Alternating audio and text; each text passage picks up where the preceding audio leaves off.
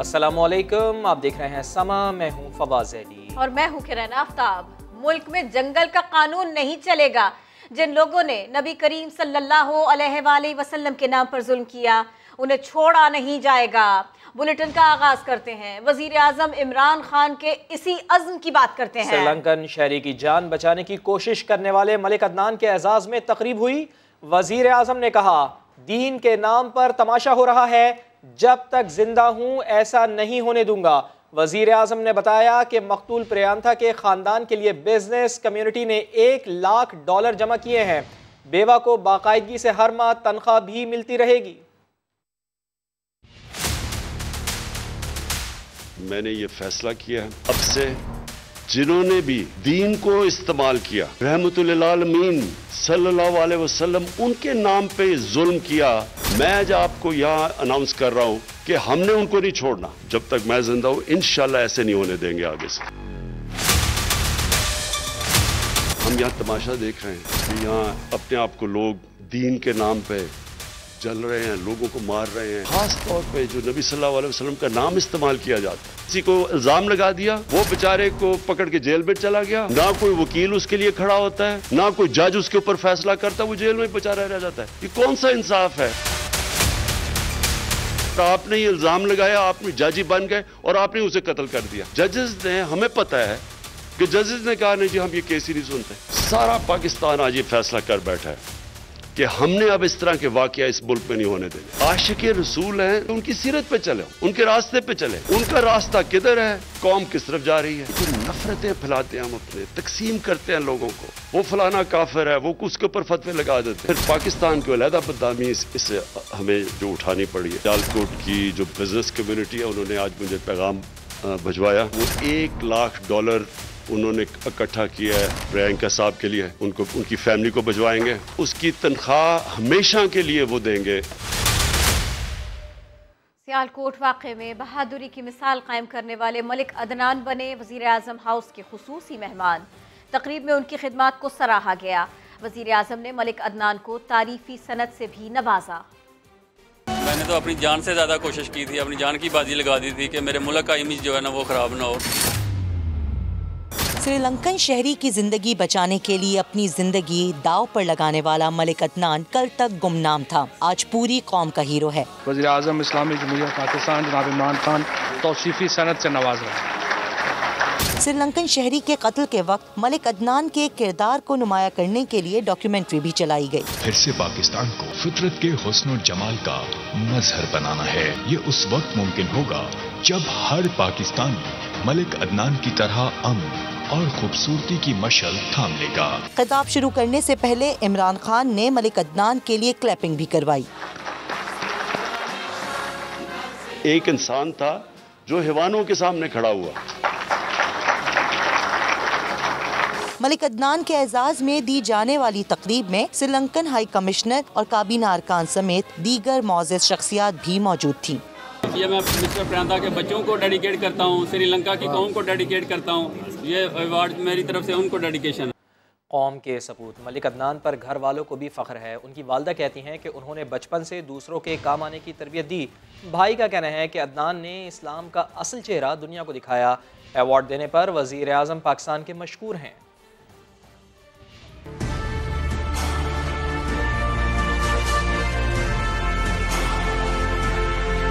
जी जान किसी को कोई मारदा होवे ना तो उन्हें बचाना चाहिए।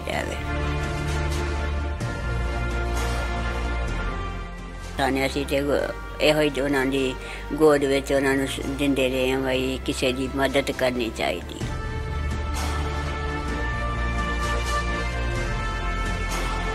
मेरे कज़न ने कॉल की थी कि ऐसे कुछ फैक्ट्री में हंगामा हो रहा है, तो आप भाई से बात करें। मैंने भाई को बहुत कोशिश की कॉल करने की, लेकिन मेरी कॉल नहीं लग रही थी। फिर काफ़ी देर बाद, तकरीबन 2 घंटे बाद भाई की कॉल आई और वो बड़ी परेशानी हालत में बता रहे थे कि मेरे कलीग जो है ना उसको डेथ हो गई है, लेकिन मैंने उसको बचाने की बहुत कोशिश की है। अदनान की जो उन्होंने जो किया है ना इंसानियत की खिदमत के लिए जो कुछ किया है उसको इमरान खान साहब ने बहुत अच्छे तरीके से अप्रिशिएट किया और हमें अपने भाई पे बहुत ही फ़ख्र है जो कुछ उसने किया। अपनी पूरी कोशिश की कि वो अपने कुलीग की जान बचा सके। मलिक अदनान साहब की बहादुरी और शुजाअत के एतराफ़ में वज़ीर आज़म इस्लामी जमहूरियत पाकिस्तान जनाब इमरान खान तौसीफ़ी सनद से नवाज रहे हैं। सियालकोट वाक़े के खिलाफ हुकूमत, उलमाए कराम और ताजिर यक ज़बान ताज़ियत के लिए वफूद श्रीलंकन हाई कमीशन पहुँचे। उलमा ने दो टोक कहा, इस्लाम में इंतहा पसंदी की इजाज़त नहीं। वफाकुल मदारिस अल अरबिया ने 10 दिसंबर को वाक़े के खिलाफ यौम मज़म्मत मनाने की अपील कर दी। ज़हीर अली खान रिपोर्ट कर रहे हैं। सानेहा सियालकोट के जिम्मेदारान को इंसाफ के कटहरे में लाने का मिशन। पाकिस्तान ने अब तक क्या क्या इक़दामात किए बताने के लिए वफाकी काबीना के अरकान श्रीलंकन हाई कमीशन पहुँचे। वज़ीर इत्तलात फवाद चौधरी, मामून ख़ुसूसी उस्मान डार और शहबाज गिल ने वाक़े पर गहरे दुख और अफसोस का इजहार भी किया। उलमाए कराम के वफ्द ने भी श्रीलंकन हाई कमिश्नर से मुलाकात की। चेयरमैन इस्लामी नजरियाती कौंसिल डॉक्टर किबला अयाज, मौलाना तकी उस्मानी और हाफिज ताहिर अशरफी का इंतहा पसंदी के खिलाफ किरदार अदा करने का अज़्म। हुकूमत से मुतासरा खानदानों की दाद रसी की अपील भी कर दी।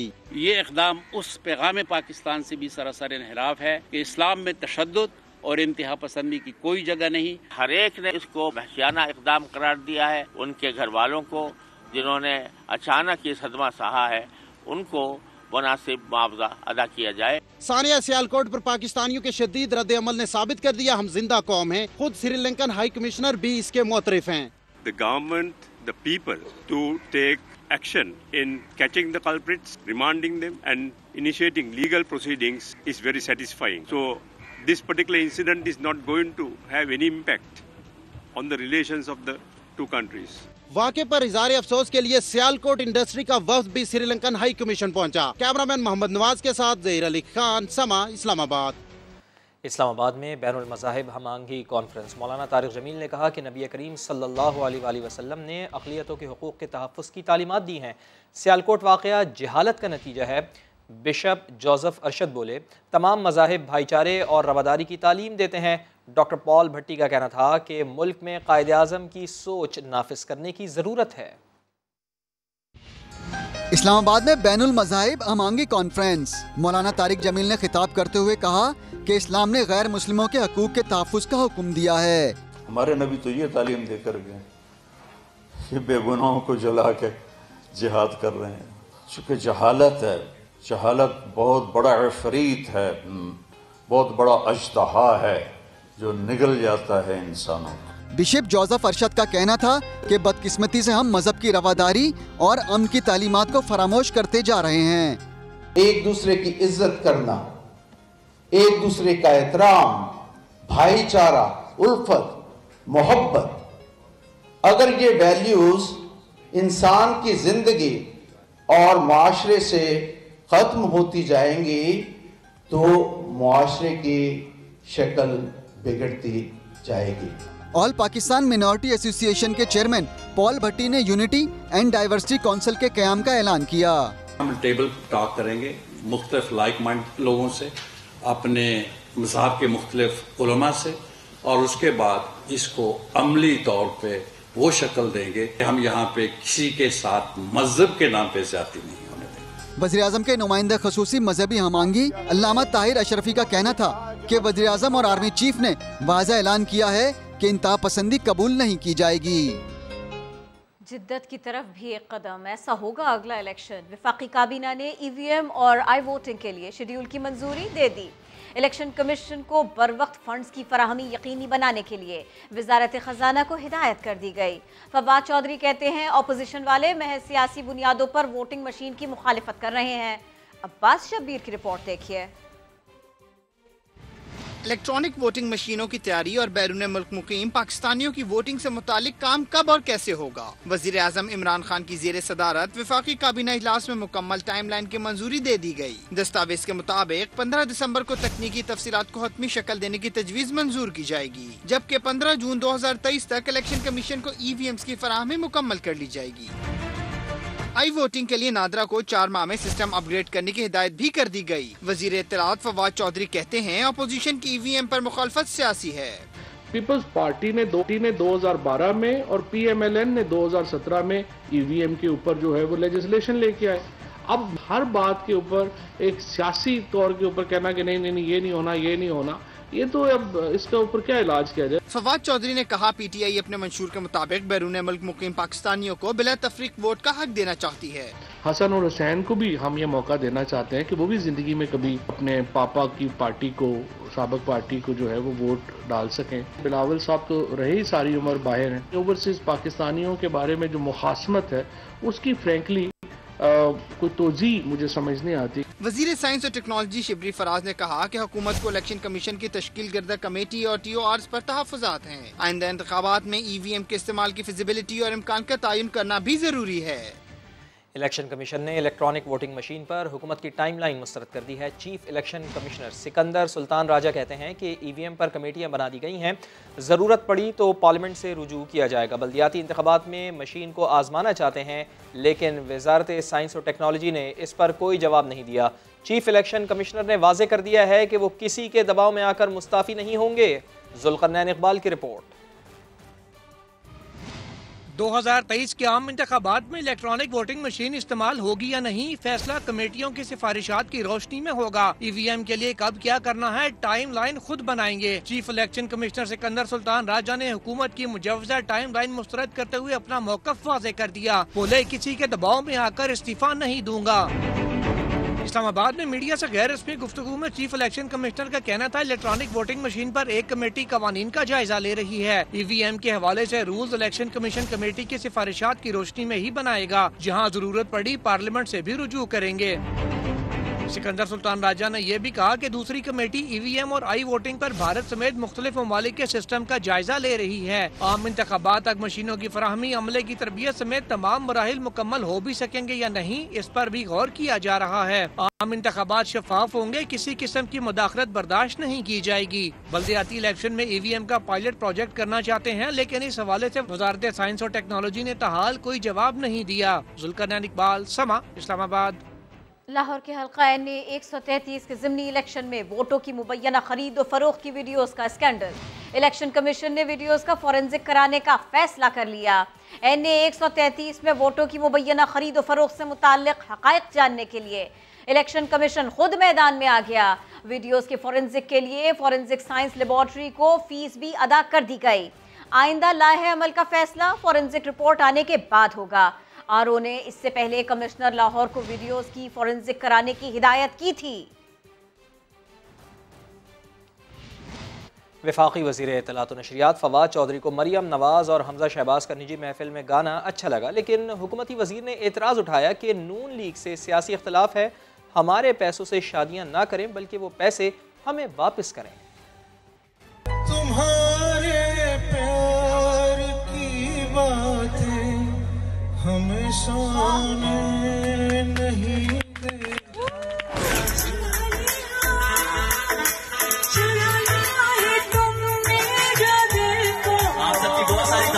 मैं बड़ा अप्रिशिएट करता हूँ हमजा और मरियम को। ये जो एक निजी महफिलें होती हैं या जो हमारा एक ख़ानदान बैठते हैं उसमें गाने भी गाए जाते हैं, उसमें मेहंदी है, शादियाँ है, तो उसके ऊपर निजी महफिल है उस पर उन्होंने गाया। अच्छा लगा, कम से कम नॉर्मल पाकिस्तान ऐसे ही है।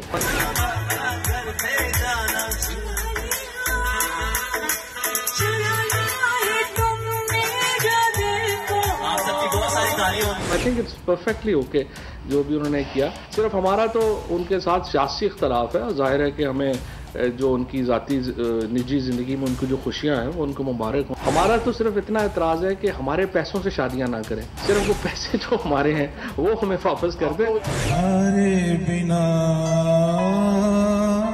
हमें तुमसे प्यार। तारीख पर एतराज़। PDM ने 23 मार्च को मार्च का ऐलान किया है, गलत किया है। वफाकी वज़ीर दाखिला शेख रशीद ने अपोजिशन को मार्च की तारीख यौम पाकिस्तान से आगे पीछे करने का मशवरा दे दिया। साथ ही मौलाना फजलुर रहमान को मुखातिब करते हुए कहा कि वो अपने साथियों के अज़ाइम से खबरदार रहें।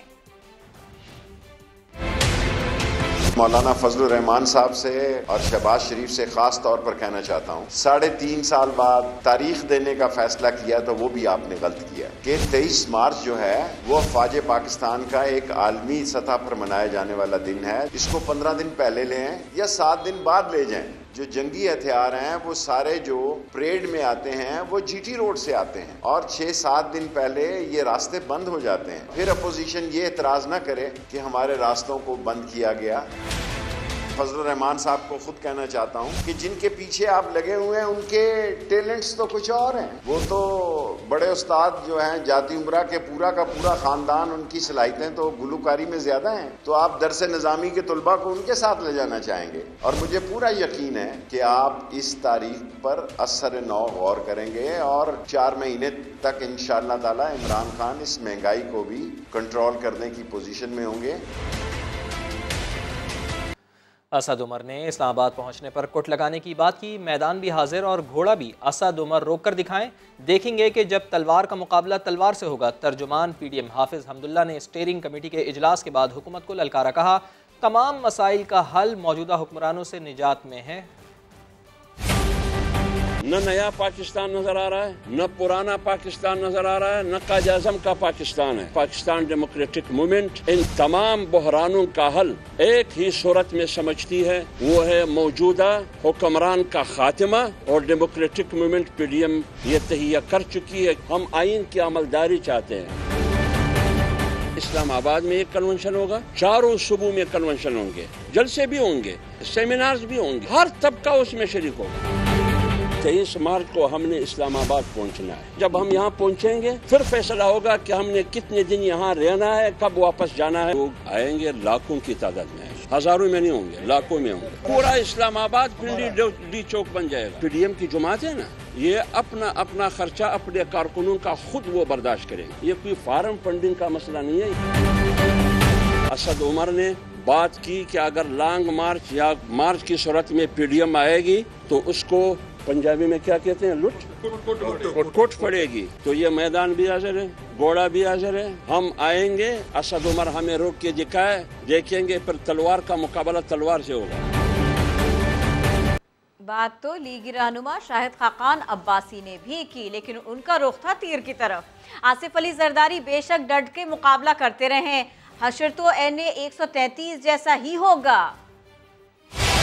हमें न जरदारी साहब के डट के मुकाबले से कोई खतरा है। सियासत करनी है, उन्होंने बिल्कुल डट के मुकाबला करें और हशर वही होगा जो लाहौर में 133 में हुआ है। इस्तीफे का ऑप्शन भी मौजूद है, अदम एतमाद का ऑप्शन भी मौजूद है, अपने वक्त पे इस्तेमाल किए जाते हैं। PDM का मकसद मुल्क के निज़ाम को बदलना है। जिस मुल्क का निज़ाम आइन के मुताबिक न चलता हो, वहाँ पर आप किस पर अदम एतमाद करेंगे। आपके सामने जो कुछ हुआ जॉइंट सिटिंग के अंदर कि टेलीफोनों पर यहाँ पर हाजिर किया गया वुज़रा को, PTI के अपने मेंबरान को, और उनसे वोट लिया गया। तो जब तक ये मुदाखलत आईनी निज़ाम में ख़त्म नहीं होगी, मुल्क आगे नहीं चलेगा। तो सारे इंतसाब का मकसद सिर्फ अपनी चोरियां बचाना है। 42 अरब की चोरी कोविड के मामला में हो चुकी है। नैब का चेयरमैन डेली वेजेस पर है और उसको हर हफ्ते नैब चेयरमैन को लॉलीपॉप दे देते हैं कि जनाब जो नया चेयरमैन है उसकी सिलेक्शन के लिए सदर साहब को समरी भेज दी गई। वो सदर जो आंखें बंद करके ऑर्डिनेंस जारी करता है, 4 महीने हो गए, समरी वो साइन नहीं कर सका। उनके पास समरी साइन करने का वक्त नहीं है, अपने बेटे की दंदान साजी के वायदे पर साइन कर रहे हैं। तो समरी कहाँ पर है, जरा ये बता दें। दही के लिए अवाम खार, तफसीला थोड़ी देर बाद। साबिक चीफ जस्टिस साकिब निसार पर इल्ज़ामात लगाने वाले राना शमीम ने पीर तक असल बयान हल्फी जमा न करवाया तो फर्द जुर्म आयद कर दी जाएगी। इस्लामाबाद हाई कोर्ट ने वाज़ेह हुक्म दे दिया है। राना शमीम की बरतानिया जाकर बयान हल्फी लाने की इस्तदा मुस्तरद कर दी गई। सुहेल रशीद की रिपोर्ट। तौहीन अदालत केस में साबिक चीफ जज गिरगित बल्दिस्तान राना शमीम अपना बयान हल्फी इस्लामाबाद हाई कोर्ट में जमा न करवा सके। अदालत आलिया ने फर्द जुर्म आयद करने का इंतबाह करते हुए पीर तक आखिरी मोहलत दे दी। चीफ जस्टिस अतर मिनल्ला ने रिमार्क्स दिए, एक मुसलसल बयानिया बनाया जा रहा है। इस अदालत पर दबाव डाला गया कि एक शख्स को इलेक्शन से पहले जेल से बाहर नहीं आने देना। हम जज हैं, जवाब में प्रेस कॉन्फ्रेंस नहीं कर सकते। चैलेंज करते हैं कोई इस अदालत के किसी जज पर असरअंदाज होकर दिखाए। राना शमीम के वकील से पूछा, आप मरहूम जस्टिस वकार सेठ के शहर से हैं, क्या उन्होंने कभी शिकायत की थी किसी ने दबाव डाला? बिल्कुल उन्हीं की तरह हमने कभी किसी के लिए दरवाजे नहीं खोले। बताएं अब असल बयान हल्फी है कहाँ? राना शमीम के वकील लतीफ आफरीदी बोले, असल बयान हल्फी लंदन में राना शमीम के पोते के पास है, जिन्हें हरासा किया जा रहा है। राना शमीम को खुद जाने दें ताकि बयान हल्फी ला सकें। चीफ जस्टिस ने जवाब दिया, नहीं, वो खुद नहीं जा सकते। बरतानिया आजाद मुल्क है, वहाँ कौन हरासा करता है। अटॉर्नी जनरल ने कहा, यह बयान हल्फी पाकिस्तानी सफारत खाने को फराहम करते तो आ जाता, अब ये बड़ी बात कर गए हैं। बताना होगा लंदन में किसने हरासा किया। सहाफियों ने यही सवाल पूछा तो राना शमीम ने खुद को हरासा किया जाने का इल्जाम भी लगा दिया। एजेंसियां मेरे पीछे है, रोज गाड़ी पीछे होती है। कोई मैसेज भी दिया गया या मैसेज भी दिया गया? आपको कोई मैसेज भी मिला? कोई नहीं देखी। राना शमीम ने शोकाज नोटिस का तहरीरी जवाब भी जमा करवा दिया। मौकफ अपनाया कि मरहुमा अहलिया से हकायक रिकॉर्ड पर लाने का वादा किया था। उसी जज्बाती दबाव में बयान हल्फी लंदन में रिकॉर्ड कराया, जिसे अपनी जिंदगी में पब्लिक नहीं करना चाहता था। मालूम नहीं वो अखबारी रिपोर्टर तक कैसे पहुँचा। अगर अदलिया पर हर्फ आया तो मुझे अपने अमल पर अफसोस का इजहार करने में कोई हिचकिचाहट नहीं। बयान हल्फी जमा करवाने से मुतालिक राना शमीम के वकील गोमुगो का शिकार नजर आए। आप पीर को असल बयान हल्फी जमा करवाएंगे? वो देखेंगे हम जमा करते हैं या नहीं करते। साबिक चीफ जज जीबी राना शमीम का नाम ECL में डालने के लिए एडवोकेट जनरल इस्लामाबाद ने चीफ कमिश्नर को खत भी लिख दिया। मौकफ अपनाया कि राना शमीम बैरून मुल्क चले गए तो तौहीन अदालत केस पर संगीन असरात पड़ेंगे। कैमरा और रिपोर्टिंग टीम के साथ सोहेल रशीद, समा, इस्लामाबाद। पंजाब के सीनियर वजीर अब्दुल अलीम खान का इस्तीफा मंजूर कर लिया गया है। आपको बताएं, अब्दुल अलीम खान का इस्तीफा गवर्नर पंजाब चौधरी मोहम्मद सरवर ने मंजूर किया। इस्तीफे की मंजूरी के बाद पंजाब में सीनियर वजीर और वजीर खुराक का ओहदा खाली हो गया है। चीफ सेक्रेटरी पंजाब कामरान अली अफजल ने इस्तीफे की मंजूरी का नोटिफिकेशन जारी किया। कराची के इलाके औरंगी टाउन में पुलिस एहलकार के हाथों नौजवान का कत्ल। मकतूल के वालिद ने क़िसास का मुतालबा कर दिया। का कानून है, खून का बदला खून है, मेरे फखर नहीं मानेगा, खून का बदला खून है। ये बाप है 16 साल के अरसलान महसूद का, जो औरंगी टाउन पुलिस के एहलकार के हाथों कत्ल हुआ। इसे बेटे के खून का सिर्फ और सिर्फ क़िसास चाहिए। फर्स्ट ईयर के तालिबे इल्म अरसलान महसूद को पीर की शाम उस वक्त निशाना बनाया गया जब वो अपने दोस्त के साथ कोचिंग सेंटर से वापस आ रहा था। कत्ल के FIR में मकतूल के चचा का ये मौक़िफ़ भी शामिल है कि औरंगी थाने का पुलिस एहलकार तौहीद सादा कपड़ों में मौजूद था, जिसने पहले मोटरसाइकिल छीनने की कोशिश की। अरसलान ने मोटरसाइकिल भगाई तो पीछे से गोली मार दी। अब बात ही शहीद अस्पताल पहुंचने तक अरसलान दम तोड़ चुका था, जबकि यासिर की जान टांग पर गोली लगने से बच गई थी। अब बात ही शहीद अस्पताल में अरसलान के वालिद लियाकत महसूद के साथ कबीले के सैकड़ों अफराद मौजूद थे।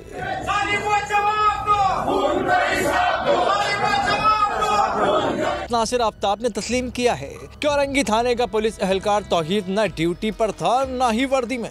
कांस्टेबल तौहीद और उसका साथी उमैर इस कत्ल के जिम्मेदार हैं। एक गश्त पे भी मामूर नहीं थे, नाके पे भी नहीं थे, सिविल ड्रेस में थे, साथ एक प्राइवेट जी अपने तौर पे इंडिविजुअल एक्शन है जी। जो इसके अंदर इन्वॉल्व है वो हमारे पास अंडर कस्टडी हैं, वेपन भी हमारे पास मौजूद है। मकतूल अरसलान का वालिद लियाकत महसूद डंपर एसोसिएशन का सदर होने के साथ साथ तहरीक इंसाफ का कारकुन भी है। अस्पताल पहुंचने वाले PTI रहनुमा हलीम आदिल शेख ने इस वाक़े को कराची पुलिस के उस रवैये का नतीजा करार दिया जिसने नकीबुल्लाह महसूद की जान ली थी। आपका बेटा नहीं, हमारा बेटा है ये। मैं समझता हूँ ये पुलिस ये सब जिम्मेदार है और बिल्कुल इसका सही कह रहे हैं। पहले अगर इंसाफ हो जाता, नकीब का इंसाफ हो जाता तो ये ना होता। लवाहिकीन ने कत्ल का जिम्मेदार SHO औरंगी टाउन आदम गोपांग को करार देते हुए थाने के तमाम पुलिस एहलकारों को हिरासत में लेने का मुतालबा किया है। मां के साथ रहने की जिद पर बेटे का कत्ल। सरगोदा में बाप ने सफाकी की इंतहा कर डाली। पुलिस के मुताबिक नौरीन शौहर से नाराज़ होकर भाई के घर रह रही थी। 3 साला बेटा साजिद भी मां के साथ रहना चाहता था। उमर हयात बीवी को मनाने गया मगर सुलह ना हो पाई। घर वापस आया तो बेटे ने मां के पास जाने की तकरार की, जिस पर सफाक मुलजिम ने उसका गला दबा दिया। पुलिस ने मामू की मुद्दत में मुकदमा दर्ज करके तफ्तीश शुरू कर दी है। लाहौर के सरकारी और निजी स्कूलों में तलबा की वैक्सीनेशन मुकम्मल नहीं हो सकी। डिस्ट्रिक्ट एजुकेशन अथॉरिटी ने 3 दिन में कोरोना वैक्सीनेशन मुकम्मल करने का हुक्म दे दिया है। अमल दरामद ना करने वाले निजी स्कूलों की रजिस्ट्रेशन मनसूख हो जाएगी। और अब बुलेटिन के आखिर में देखिए रेशम कहानी। हल्के सफेद रंग के कीड़े,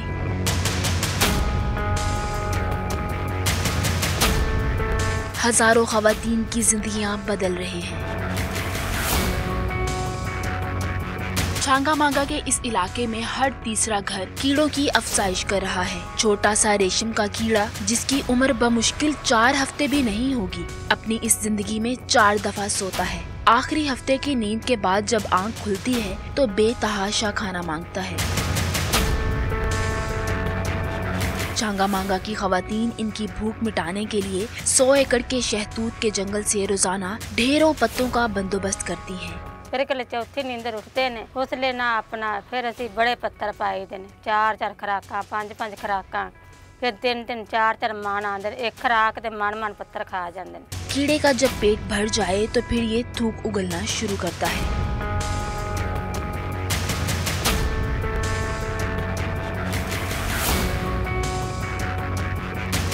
लेकिन अगर दर्जा हरारत में कमी बेशी हो जाए तो कुछ कीड़े ऐसा नहीं भी करते। रेशम के जिस कीड़े पर सिलवटें पड़ जाती हैं वो बीमार हो जाता है और मालिक के लिए बेकार हो जाता है। बीमार कीड़ा रेशम खारिज करने के काबिल नहीं रहता और ऐसे केसेस बहुत कम देखने को मिलते हैं। अगले 72 घंटे तक कीड़ा अपना सर घुमाकर रेशम बनाएगा।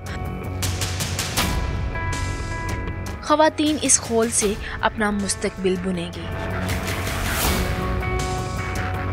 फिर असी ਇਹੋ ਜਿਹੇ ਮੁੱਠੇ ਲਾ ਦਿੰਦੇ ਲਾ ਕੇ ਤੇ ਫਿਰ ਅਸੀਂ ਇਹਨਾਂ ਤੇ ਜਿਹੜੇ ਸਹੀ ਕੀੜੇ ਹੁੰਦੇ ਨੇ ਉਹ ਤਾਂ ਆਪ ਹੀ ਚੜ ਜਾਂਦੇ ਤੇ ਜਿਹੜੇ ਖਰਾਬ ਹੁੰਦੇ ਨੇ ਉਹ ਨਹੀਂ ਚੜਦੇ। रेशम के खरीदार इस काकून को गर्म पानी में डालते हैं और इसके अंदर कैद कीड़ों की जिंदगी का ये आखिरी दिन होता है। 70 डिग्री टेम्परेचर पर खोल से रेशे अलग होते हैं और 7 मशीनों पर रेशम का खालिस धागा तैयार होता रहता है। पर केजी हम उनसे 1100 रुपये खरीदते हैं और उसको जब खुश्क करते हैं तो वो लगभग 3300 से लेके 3500 रुपये पर केजी खुश्क माल हमें पड़ता है।